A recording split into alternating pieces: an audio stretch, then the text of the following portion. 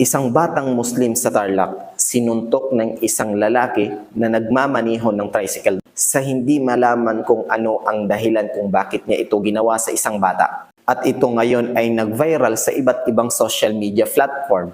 Panoorin natin ang video.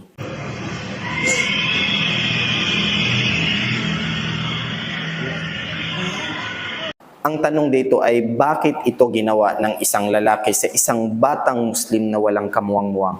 Ano ang kanyang mabigat na rason kung bakit niya ito ginawa? Dahil pala isipan pa rin sa buong Pilipinas, especially sa Muslim community. Dahil hanggang ngayon ay hindi pa rin malinaw kung bakit ito nagawa ng isang lalaki sa isang batang Muslim na walang kamuwang-muwang.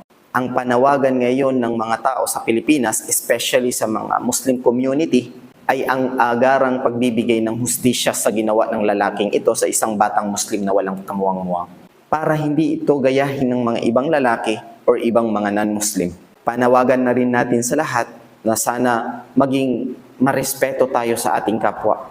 Respetuhin natin kung anuman ang paniniwala o pananampalataya ng bawat isa sa atin. Dahil kaming mga Muslim ay mataas po ang aming respeto sa inyong mga non-Muslim. Hindi man tayo magkatulad ng pananampalataya, ang utos pa rin sa amin ng Islam ay mahalin at respetuhin ang kanyang kapwa-tao.